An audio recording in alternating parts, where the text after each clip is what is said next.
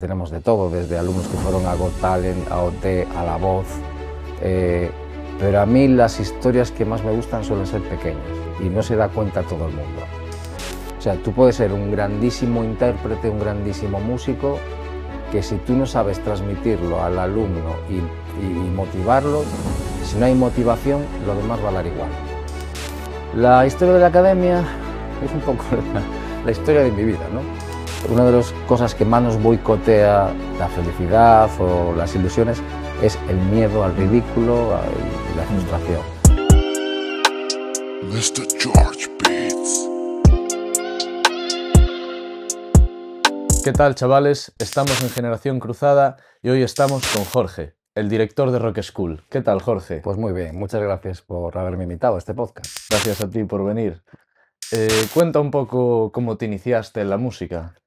Pues los inicios en la música fueron casuales, la típica escena de colegio de lo que ahora sería cuarto de primaria, quinto de primaria, y un niño un día en un recreo pues llevó un tecladito de estos que la gente que ya tiene cierta edad sabe de qué hablo, es el típico Casio PT1, un tecladito blanco que no tenía ni teclas, eran botones, y en aquel recreo dejó tocar a algunos niños aquel tecladito que había llevado, ¿no?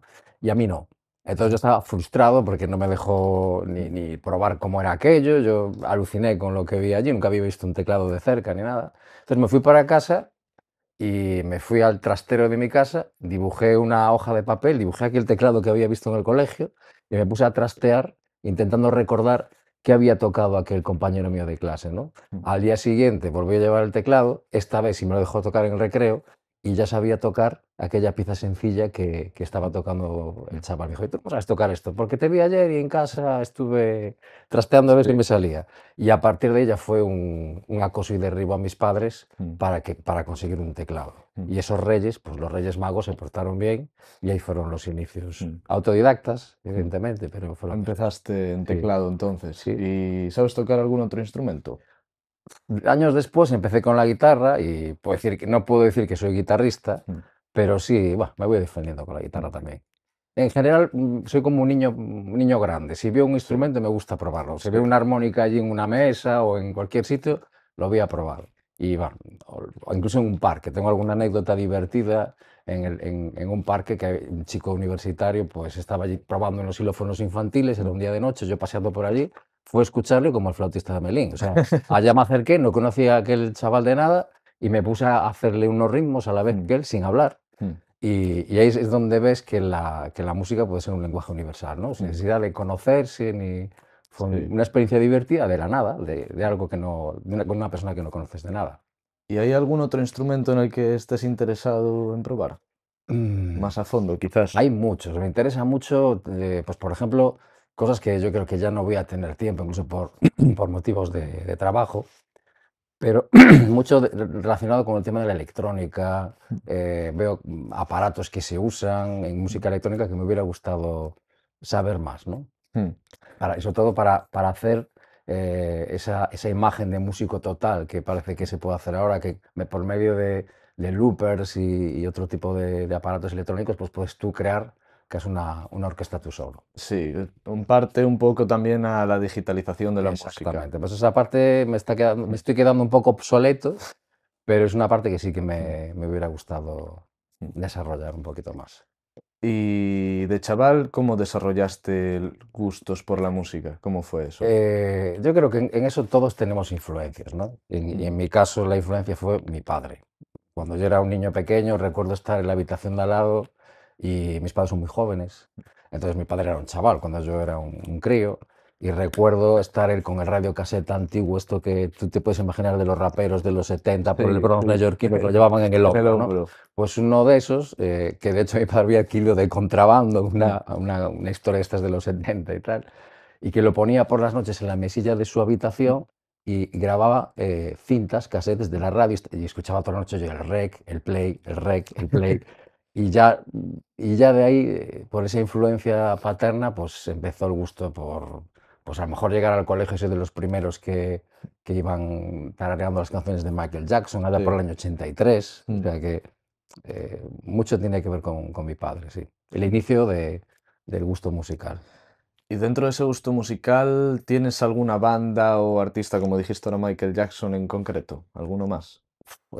A ver, influencias de en cuanto a influencias musicales, artísticas, tengo muchas. Y Mm, aparte soy como muy ecléctico en ese tema, ¿no? Te puedo hablar de Robert Schumann, y me voy a un mm, pianista clásico. mm. Te puedo hablar de Liszt, de Rachmaninoff, como de repente salto, lo último que estoy escuchando pues es Hanya Rani o Nils Frams, que es de música electrónica de vanguardia, Mm. que aún lo vi en algún festival, en el Primavera Sound o Porto, y me fascinó. O uno de mis fetiches pues son Coldplay y Mike Oldfield. Pues o hace poco que empecé a escuchar a George Smith, que es un poquito más rollo R&B y trap. Me Sí, gusta todo, la verdad es que sí. escucho un poco de todo. R&B, no, me sorprende que escuches a George Smith, en plan, Me no me lo encantó. esperaba, la verdad. Una niña de aquí de la escuela pues lo interpretó en un concierto, la canción de Blue Lights, Mm, y me encantó la base y todo, la secuencia rítmica sí, de la melodía y tal. Y no paré hasta que conseguí en una de las audiciones de canto mm, hacer yo la base pianística sí. mientras ella la cantaba. Mm. Y ahora que eres el director de la escuela, ya no eres simplemente un chaval que toca el piano. ¿Cómo es el día a día en eso? El día a día es que te vuelves más gestor que músico. Mm, Es la parte más complicada porque llegas a un punto en el que tienes que, al ser 21 profesores, 400 y pico alumnos, tienes unas responsabilidades que no te permite divagar, ¿sabes? sí, Como hacía antes, cuando me mm, dedicaba más al tema de la composición y tal. Es el aspecto que pierdes, ganas otras, ¿eh? Ganas muchas cosas, mm, pero es cierto que la parte más artística personal, un mm, poquito el ego artístico mm, lo relegas y lo dejas un poquito al sí. margen para que esto funcione, Ya no claro. tienes mucho tiempo para eso, entiendo. Exactamente, sí. Y ya metiéndonos más en el tema de la academia, ¿cómo se te ocurrió crear la academia y por qué razón? La historia de la academia es un poco la historia de mi vida, ¿no? O Mm, sea, yo venía a ser el típico chaval veinteañero, como decía yo, una especie de Homer Simpson, sentado en el sillón y comiendo pizza y mm, con 100 kilos. mm, Y de repente hubo un clic ahí alrededor de los 30 años y después decidí matricularme en una carrera universitaria en la Universidad de Salamanca, mm, semipresencial, iba y venía. Y ahí conocí gente que me contó que habían trabajado en una escuela de música dentro de un colegio. Y yo, mm, claro, a mí me explotó esa idea. Yo trabajo en un colegio y yo, ¿cómo un colegio? Dentro del colegio una escuela, sí, y aparte independiente, o sea, llevan mm, alumnos del colegio y de fuera. Y de ahí surgió la idea, junto a otros dos socios, de crear la primera escuela que no se llamaba ni Rock School, dentro del Colegio Compañía de María en Ferrol. mm, Y empezamos así, con la sorpresa de que la idea era empezar con 50, 60 alumnos y el primer año pues eran 110 o 120. sí. Y después pues fue a más, después vino la escuela de Narón, después fue retirarla de Ferrol dentro del colegio y ponerla en la calle, en la avenida de Esteiro, y así fue como surgió la idea. ¿Y cómo se llamaba la primera? Cía María Música o Centro de Estudios Musicales Cía de María, tenía que ver con el colegio en el que Sí. trabajo, claro. ¿Y hace cuánto fue eso? Pues inició la escuela en el 2012, o sea, llevamos 13 años Mm, abiertos ya. ya Ya más de voy- una década Sí, ya. sí, voy envejeciendo con la escuela. ¿Y Sí. hay algo que haya cambiado en especial? Pues yo quiero pensar que hay una evolución a nivel de profesionalidad, ¿no? En Mm, cuanto hasta la forma de hacer los eventos. Por sí. ejemplo, hacemos conciertos de Navidad y de fin de curso en la sede de la Fundación Abanca y ahí hacemos alrededor de unos 7 conciertos en 2 días. Pues eso, a lo largo de los años, pues vas haciendo que funcione entre todos. Es una secuencia de cosas que tienen que salir todas bien Sí. para llevarlo a cabo y llega un momento que se automatiza, ¿no? Mm, Cada uno ya sabe lo que tiene que hacer y ese tipo de cosas. O por ejemplo, acabamos de venir de la Sala Jagger en Lugo mm, y eso de salir al exterior, pues alquilar una furgoneta para llevar todos los mm, instrumentos, ver a los chavales por las calles de Lugo paseando y viendo que que están disfrutando con la experiencia, Mm. pues son cosas que van surgiendo. Eso tiene que ver con las bandas que vamos creando de alumnos de la escuela. Entonces van apareciendo objetivos nuevos cada año. Hay muchas bandas ahora mismo en la escuela. Pues tenemos alrededor de 9, 10 grupos estables que ensayan los sábados y son de esas cosas que, por ejemplo, el gerente de esa sala, de la sala Jagger en Lugo, pues le llamaba mucho la atención. Es esa, esa afición por la música que hay aquí en Ferrol, ¿no? Que cuando decía el tamaño de la escuela, el número de bandas, lo que estaban tocando, AC/DC, Metallica, le llamaba la atención porque decía que por experiencia de él, que en otras ciudades como Lugo, que la gente que interpreta ese tipo de música pues son ya de una edad de Mm. 40 años, claro, más Sí, acorde con la época en sí, la que surgieron. Y aquí no, aquí ves un montón de chavales jovencitos sí, que no sé si es la cultura musical heredada de los sí. padres, pero que continúan con esa Al fin y al música. cabo, claro, hay música que no muere. Claro, Es, yo siempre digo que hay clásicos y clásicos. mm, Beethoven es un clásico, pero Queen también lo es. sí, Entonces, sí. no hay música, de diferenciar música buena o mala, siempre digo que lo que hay que dejar es que envejezca. Entonces, Sí. yo digo, a mí me gusta Coldplay, ¿vale? Vamos a dejar que Mm, envejezca su música, entonces veremos si realmente eran tan buenos mm, como parece, ¿no? mm. Se habla mucho ahora también de eso porque ahora también todo el mundo puede opinar de música. Sí, sí, Claro, todo el mundo puede escuchar música y todo el mundo puede opinar. Entonces, siempre que sale un disco, siempre hay alguien que dice, esto está muy bien, esto está muy mal. sí. Y yo digo lo mismo, hay que dejar que pase un tiempo Sí, y se verá si realmente es bueno o sí, no. es como todo, ¿no? Es que, Sí, bueno, como el buen vino, ¿no? Hay que dejarlo sí, envejecer mm, para ver los resultados. Sí, porque muchas veces estamos dentro de una sociedad en un momento concreto y nos dejamos llevar por la moda del momento, ¿no? mm, Y lo mejor es esperar y que pase un tiempo, entonces ya veremos si es que fue una flor de un día o sí, realmente había una base musical potente por detrás. mm. Ujú. Y respecto a la enseñanza, ¿crees que ha cambiado mucho? Es decir, es a la hora de enseñar música, ¿se hace como se hacía antiguamente? No, yo creo que eso cambió muchísimo y el hecho de que exista pues, una escuela como Rock School o Mm, otras, no tiene por qué ser esta, lo cambia todo en el sentido de que yo cuando era pequeño, mm, mi formación inicial como chaval autodidacta que aprendía a saber lo que era un acorde sin saber qué era un mm, acorde, empecé con la mano derecha en el tecladito y de repente me aburría y metí mm, notas en la izquierda y de repente vi que había unas notas que quedaban bien colocadas en la mm, derecha y empezaba a darle y saqué los acordes, pero yo no sabía que estaba aprendiendo mm, acordes. Pues esa base no sabía dónde conseguirla cuando mm, era pequeño. Y la única opción que tuve unos años después, cuando me insistieron en casa, fue el conservatorio.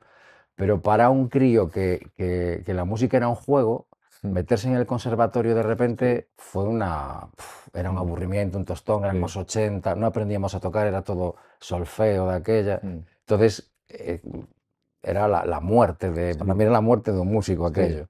Y yo quiero pensar que evolucionó, tanto en los mm, conservatorios, aunque les cuesta mucho evolucionar en ese mm, sentido e introducir cosas nuevas, pero el hecho de que haya una escuela como esta, ves a los niños pequeños ya avanzando desde pequeñitos, tocando temas y mm, disfrutando de la música, a la vez que aprendiendo un poquito de lenguaje musical. sí, Pero se trata de que sea lúdico, de que disfruten y que la música sea, como digo yo, es un juego. Y yo tengo la suerte de no trabajar. Mi vida mm, entera ha sido un juego. mm, Y es por eso, porque he visto la música de esa sí. manera. Mi visión sobre el conservatorio, o sea, yo no fui nunca, pero Ujú. tengo algunos compañeros que sí, y es que te enseñan mucho más a ser intérprete que a crear música. Exactamente. Es que que crean más a un intérprete que a un músico. Yo, por ejemplo, Mm, tengo el superior de piano y a mí me reñían cuando de repente tocaba sí, composiciones propias o escuchaba o tocaba, incluso interpretaba un acorde de Beethoven y decía, oh, mm, esto me da para hacer esto. Y de repente sacaba otra cosa propia a raíz de mm, eso. Pues tenía broncas por ese tema. sí, Y a la vez tenía compañeros que eran muy buenos intérpretes, pero tú le decías, ¿me tocas la canción de los Pitufos? Y no era capaz. mm, Si no tenía el papel, la partitura delante, no era capaz. mm, Y decía yo, vale, pero esto eres muy bueno tocando, tienes mucha técnica, pero no puede ser mm, que dependas, tengas esa dependencia del papel, ¿no? sí, Para mí eso no es un músico completo. mm.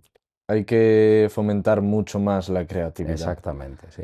¿Y a la hora de abrir la escuela tuviste alguna complicación? Complicaciones tienes muchas.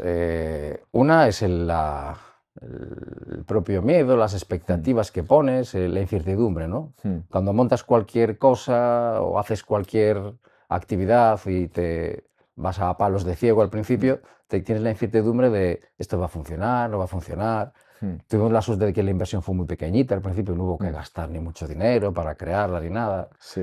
Pero sí vas encontrando con dificultades, vas Mm, aprendiendo, por ejemplo, cosas que en la vida has visto, como temas de contratación, temas mm. administrativos, contratar una gestoría, por ejemplo, Sí. que yo no tenía ni idea de todo ese apartado financiero, entre Mm, comillas, ¿no? Aunque sea una cosa pequeña y tal, pero van surgiendo dudas y también es un proceso bonito ir aprendiendo de todo, ¿no? mm. Es lo que decías hace nada, te vuelves más gestor que músico. Exactamente, ahí está la otra Sí. parte que también le acabas cogiendo Mm, cariño, ¿sabes?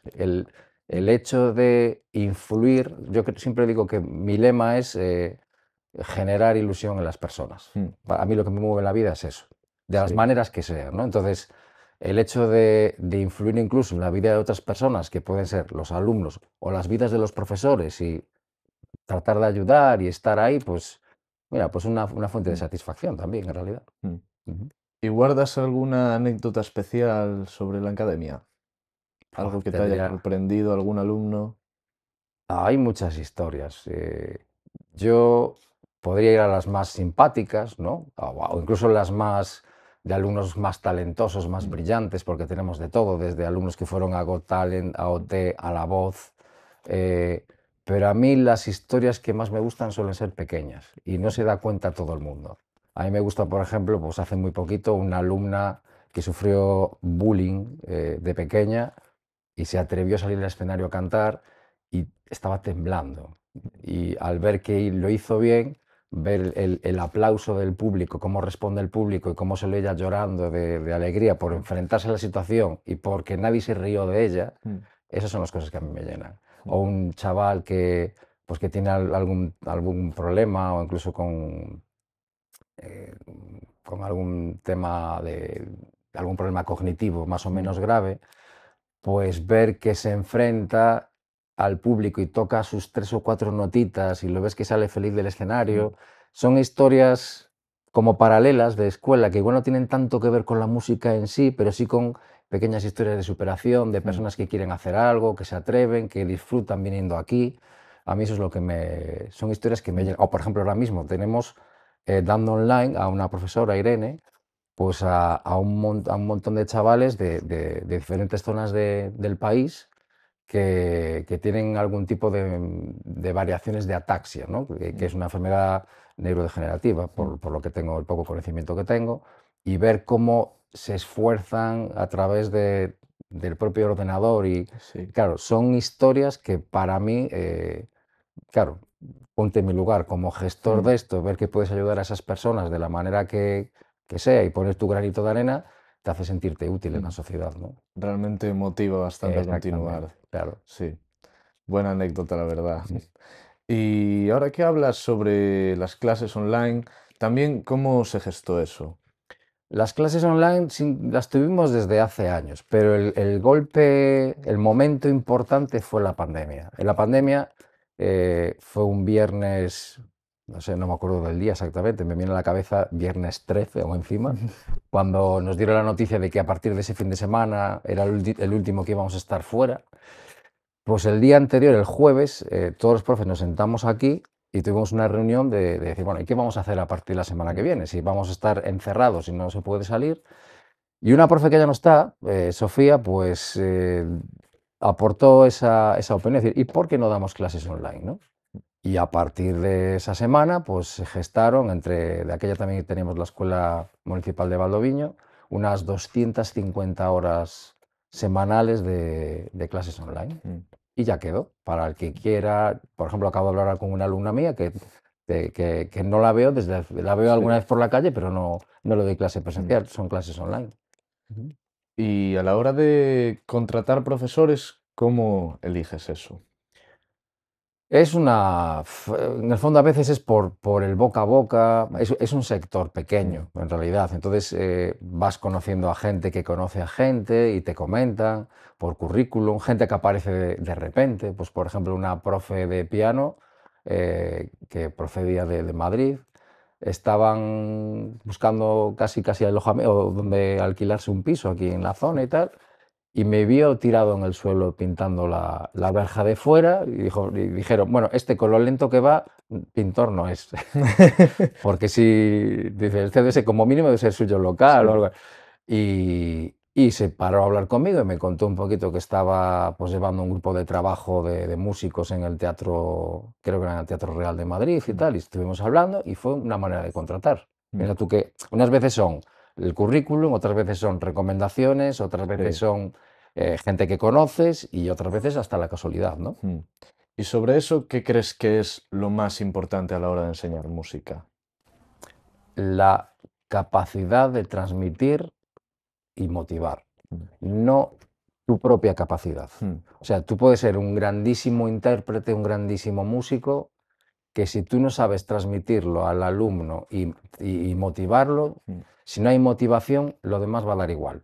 mm. Me explico, no Sí, se trata de que tú hagas ver lo que tú sabes, no, se mm, trata de cómo transmites tu gusto por la música, tu mm, vocación, tus ganas de que otros lo aprendan, mm. es lo más No es importante. solo tu talento propio. Claro, no, no, esos son como apartados un poco estancos, ¿no? Son cosas diferentes. Sí. Y también quería hablarte un poco sobre, es decir, el centro se llama Rock Ujú. por alguna razón en concreto. Mm, en realidad, eso surgió en el momento que yo miré en internet la franquicia Rock School, ¿no? Mm, Y vi que era una franquicia de música moderna, mm, que ofrecía una titulación y con exámenes oficiales en todo el mundo. Y dije, oye, ¿y por qué no hablamos con esta gente y a ver si se podría? Y entonces hablé con Antonio y con Guillermo de Madrid. Guillermo creo que no estaba de aquella todavía, pero hablé con ellos y la opción de meter la escuela dentro de esa franquicia, ¿no? Aunque no es la franquicia en sí, mm, pero sí una parte de la escuela, pues son esos exámenes, viene un examinador aquí y tal. Y ya dijimos, bueno, como es una escuela de música moderna, ¿por qué le vamos a llamar Rock School Center? Y la idea no fue ni mía, creo que fue de una socia que tenía, o incluso de la pareja de la socia. Se le ocurrió la mm, idea y nos gustó a todos, la mm. verdad. ¿Y cada cuánto vienen aquí a realizar los exámenes? Pues vienen una vez por curso, siempre Mm, lo organizamos para que sea el segundo o tercer fin de semana de junio. Hay también otras opciones a lo largo del curso y ahora mismo, antes de hablar contigo, estaba ahí trabajando mm, porque alguien hizo un video examen, que es una de las opciones que hay, mm, y estaba mirando el resultado. Por supuesto, aprobó y con mm, buena nota ya le mandé los resultados al profesor del alumno. mm. Ujú. ¿Y cómo se preparan para esos exámenes? Porque entiendo que ya no es tocar música porque a ti te guste, porque llevas una presión encima a la hora de hacer eso. Lo bueno es que la programación, hay unos libros de esa titulación, ¿no? Mm, Entonces, hay una programación por grados, del primer al octavo grado, y, y la verdad es que ahí está la diferencia un poco con el mundo clásico, ¿no? mm, Los propios libros vienen temas modernos, actuales, mm, que son los que tienen que preparar. Después hay ejercicios técnicos mm, también, pues tienen que hacer arpegios, escalas y más cosas, ¿no? mm, Conocimiento incluso de vocabulario musical en inglés. mm. Pero lo cierto es que los temas que tienen que preparar son temas reconocibles de la música actual. En eso es Sí. una cosa de las cosas buenas que tiene esa franquicia, que está en constante Mm. actualización.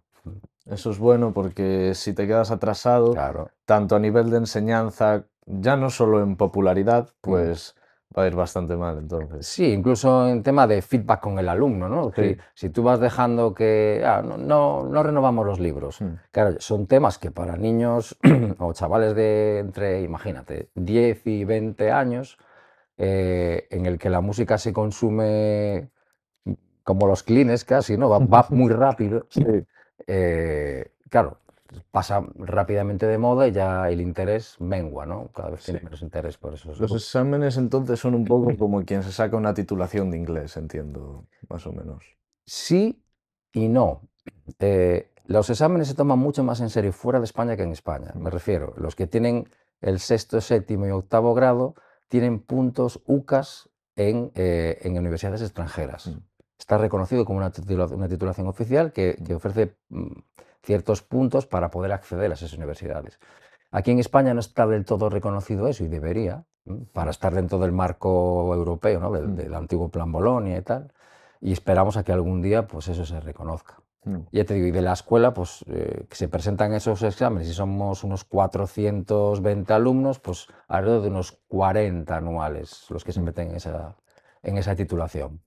Ahora que hablas de la música en España, ¿cómo ves en general el panorama nacional con respecto a otros lugares?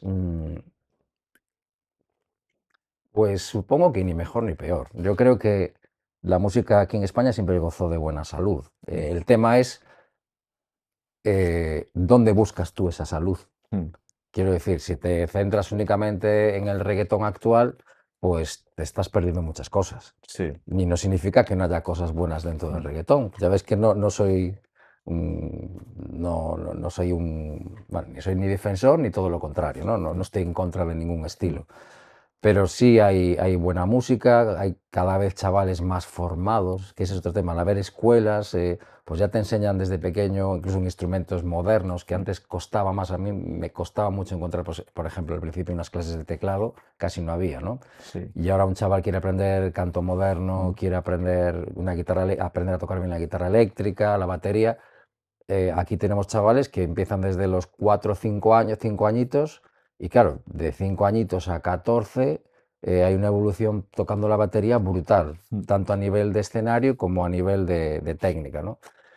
Y se empieza a notar en los grupos que van saliendo. Pues, hay algún grupo, incluso aquí de Ferrol, se me ocurre Los Keepers, que es un grupo de chavales que ya tocaron en el Resurrection Fest, y muchos salieron de aquí, y ves que son críos que empiezan de pequeños y van mejorando hasta que montan su banda y ya Sí. tienen tablas para eso, ¿no? Sí, Y después la música es eso, va un poco por parroquias, ¿no? Pues a mí que me gusta mucho el indie, por ejemplo, salen muchas bandas de indie bastante decentes en el país. sí, últimamente hay un crecimiento sobre el indie y la música Sí. alternativa bastante Hay que exponencial. sí, hay que tener cuidado porque ya se mete en indie casi cualquier cosa que no suena reggaetón. Y eso es cierto, Entonces, es ya, cierto. si sale un grupo, una banda de rock, Mm. es indie. Sí. Una banda de pop, un grupo clásico de la típica formación de 2 guitarras, bajo, batería y cantante, eso es indie. No, Claro. no todo es indie. Claro, el otro día, por ejemplo, en mi universidad, en la gala que tuvimos, trajeron bandas y tal de Santiago,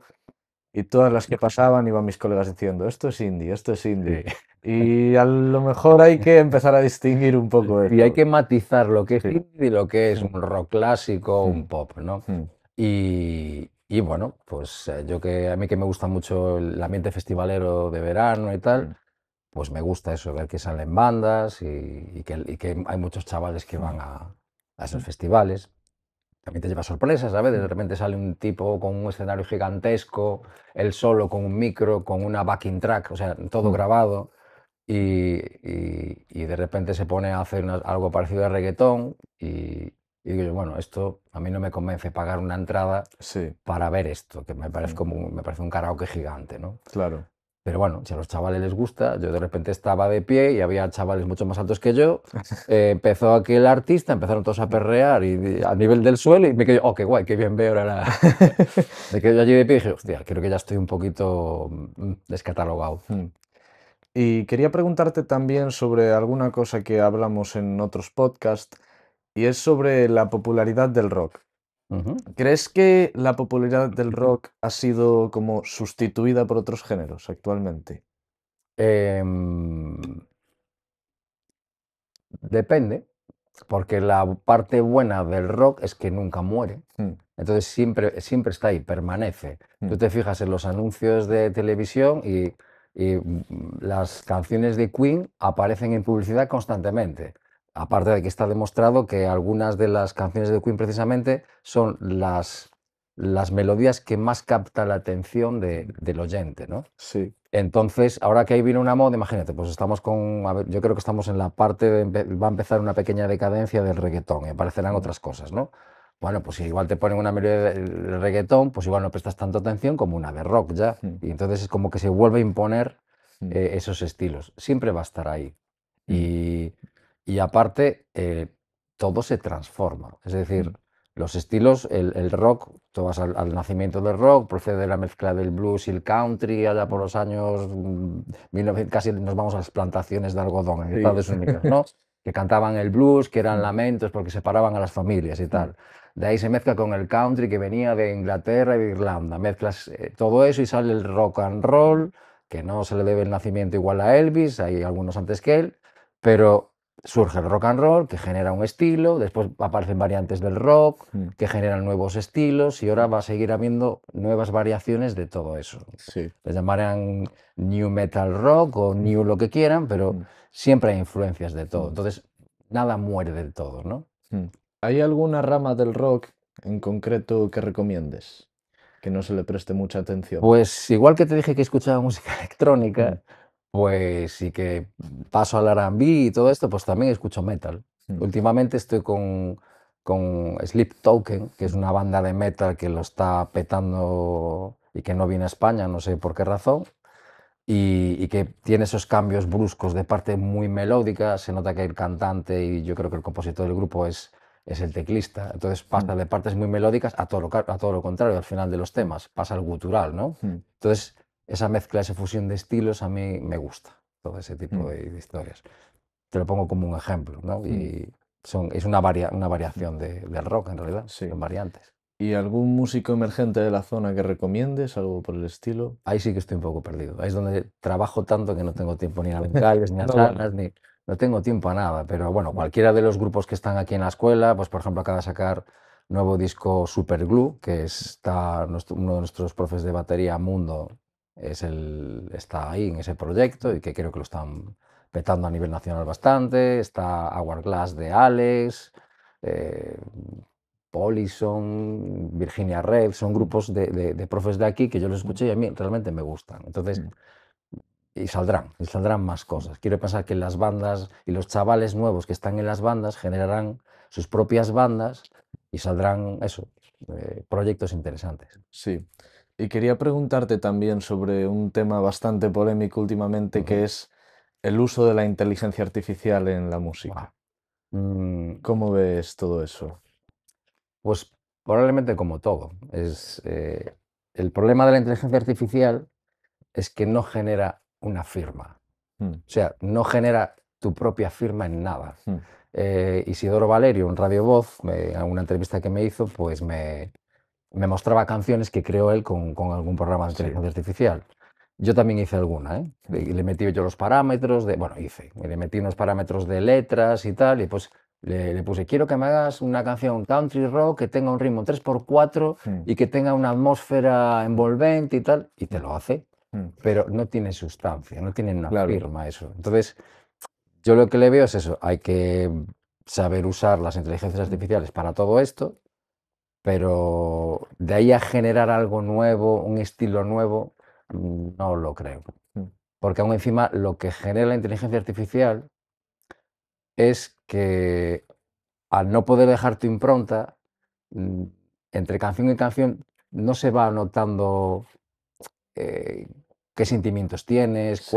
hay como una inteligencia fina, ¿no? Sí. Una inteligencia emocional fina que la inteligencia Es- artificial de es momento bastante plano es todo. el tema, es Sí. como de momento bastante plano. Mm. Ya, yo que acabo de escribir un libro, ahí veo que hay historias y que Copilot y mil historias, y no te puedes, es mejor tu imperfección que no la perfección de la inteligencia artificial, porque no genera firma, no genera una forma personal de hacer las cosas. No sé si me expliqué Sí, más o sí. menos.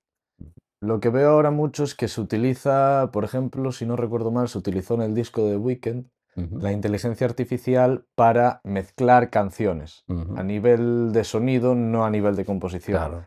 Quizás ahí sí que debería coger más protagonismo, a lo mejor. Sobre todo en niveles amateur. Mm. Cuando es a nivel profesional, yo creo que siempre va a haber algún profesional que va a superar en brillantez a la Sí. propia inteligencia. No porque sea capaz de hacerlo mejor que ella, sino porque es capaz de darle un enfoque muy personal, seguramente, ¿no? Y se trata de eso, de que los nuevos creadores hagan algo nuevo.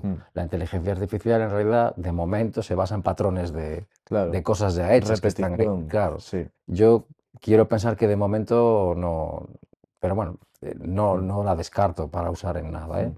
Pero, por ejemplo, a nivel amateur, lo que dices tú, pues mira, es que yo no sé mezclar. Vale, lo de inteligencia artificial, que me haga la mezcla, Claro. me ahorro un gasto, Sí. un estudio, ¿no? Y tengo una maqueta que puedo presentar en algún lado Sí.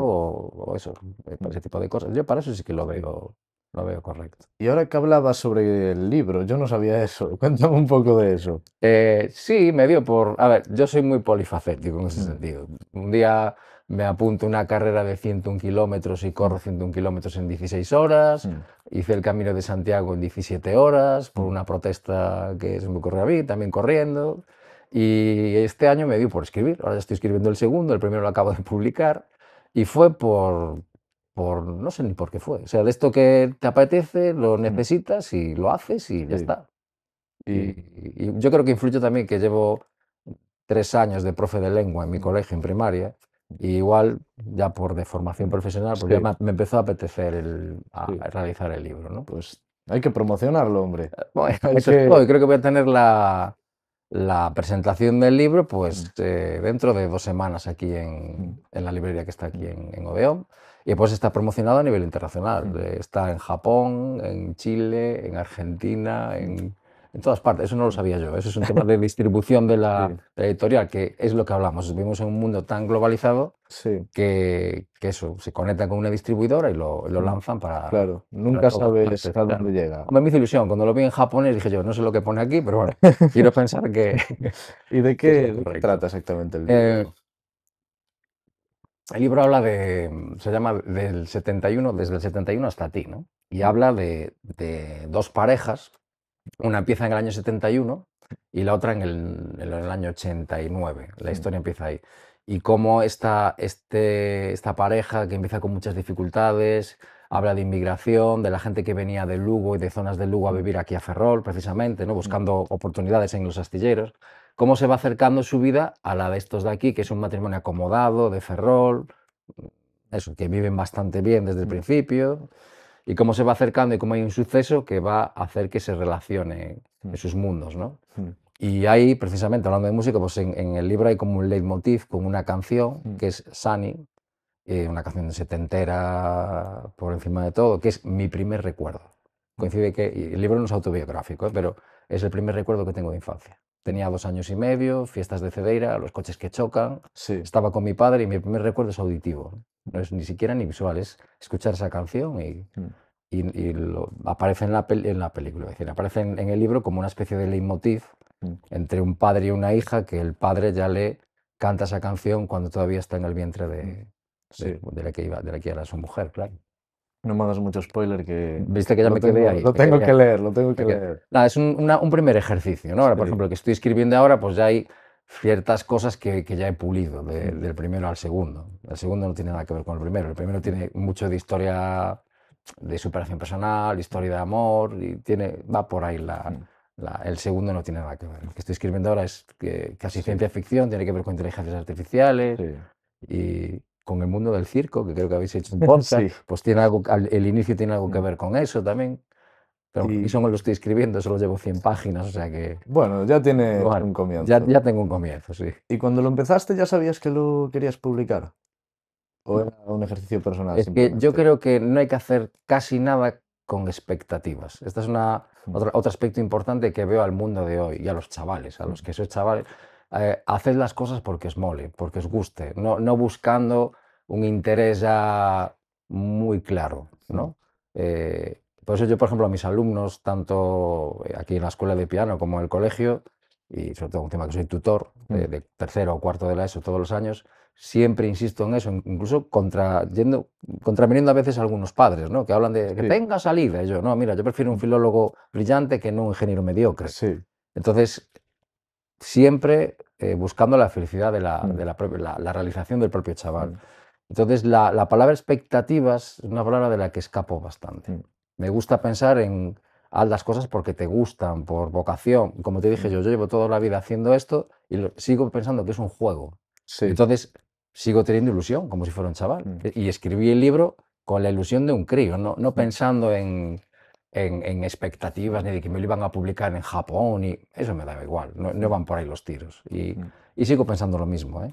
No, ahora voy a grabar también en Estudios Mans, en Coruña, pues mi primera, porque ya me tiene reñido Isidoro alguna vez que voy ayer al programa y me dices que no tengo nada tuyo para poner en antena mientras hablas y tal. Sí. Pues voy a grabar un tema al piano con Pablo Guevara que va a tocar el Bodran, y un tema propio que llevo muchos años componiendo y tal.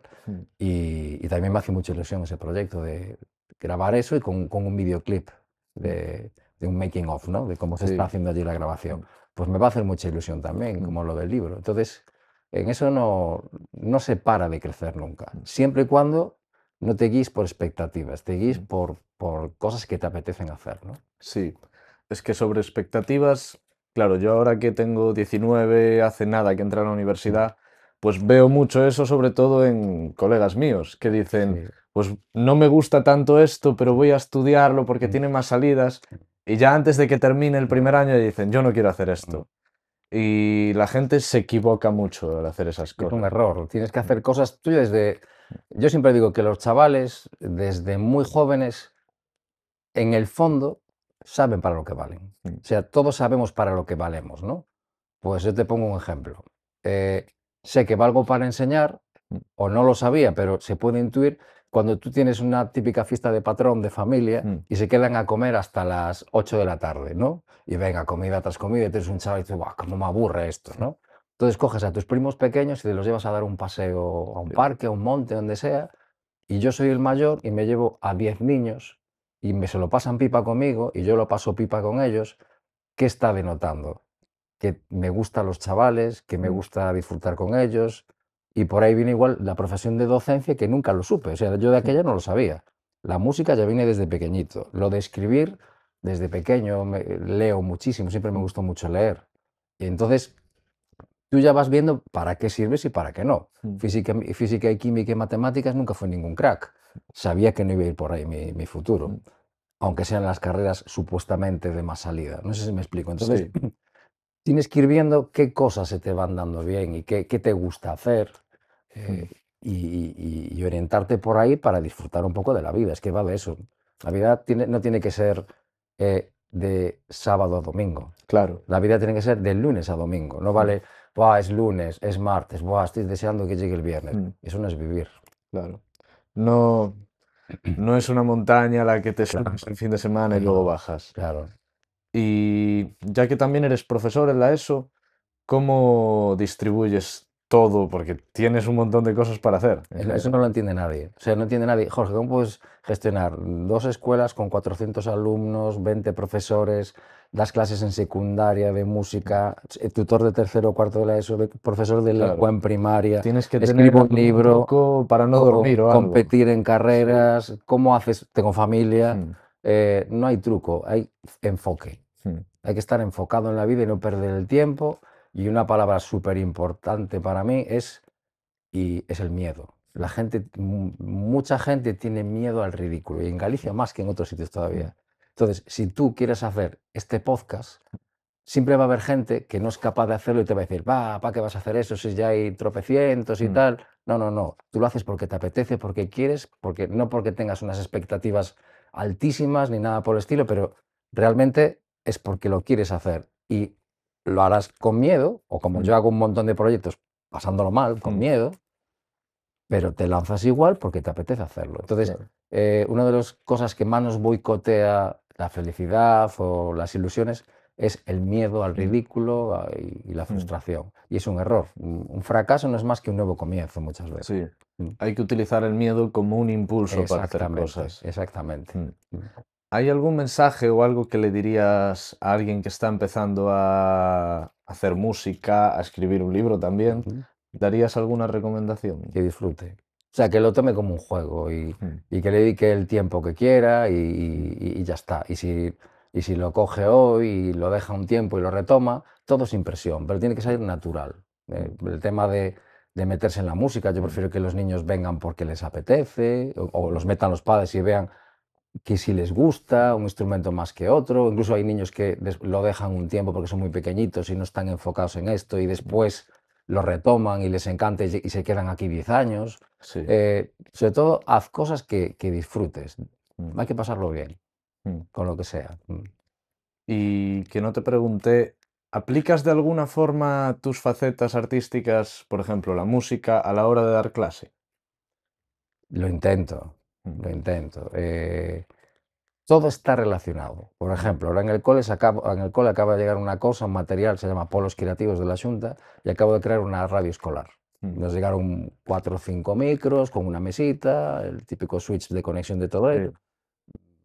Me bajé el Audacity y estoy mm, grabando a los chavales. ¿Por qué soy capaz de hacer eso? Pues porque también hago conexiones para los conciertos, haces mm, de medio técnico de sonido, a veces todo está como vinculado, ¿no? mm, El tema de componer desde chaval me ha servido incluso para componer pequeñas piezas para mis alumnos. eh, Todo está en el mm, mismo... Yo creo que todo lo que hagas, pues lo que te decía yo de hacer las cosas sin pensar a veces en las expectativas. Haces cosas, el componer canciones propias, pues yo pensaba que a lo mejor no me iba a llevar a ninguna parte. mm, Bueno, pues ya he dado conciertos, he compuesto bandas sonoras para la televisión gallega y la televisión argentina, mm, y todo va como vinculado. Todo lo que haga se puede vincular al mm. final. Mm.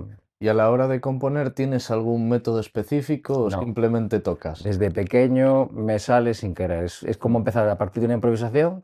De hecho, tu compañero creo que me mm, estuvo escuchando Luis durante un buen rato y todo eran temas míos que son de memoria, no, nunca los escribí mm. además.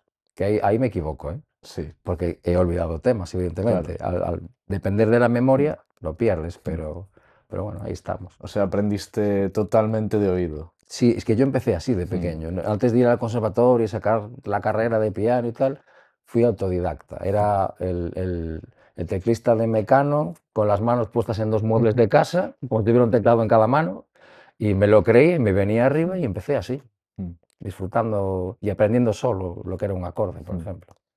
Y ahora, última pregunta. ¿Hay algún género o algo concreto que nunca enseñarías?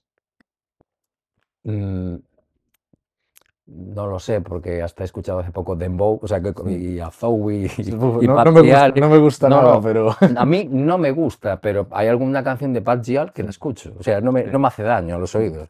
Entonces, soy muy abierto a todo, muy tolerante, mm, y no descarto nada. mm, Es más, puede haber cualquier estilo en el que cojas influencias de ese estilo. Pues ahora, por ejemplo, el último disco de Bad Bunny mm, parece que vuelve a sus inicios y saca sonidos parece como de música de verbena, casi mm. colombiana y puertorriqueña, y se sale un poquito tanto de la digitalización y tal. Sí. Entonces, quiero decir, de todo, y no digo que Bad Bunny sea de mi gusto, pero Mm, que de todo puedes sacar influencias y no puedes descartar nada, ¿no? mm, Ni eliminar nada, mm.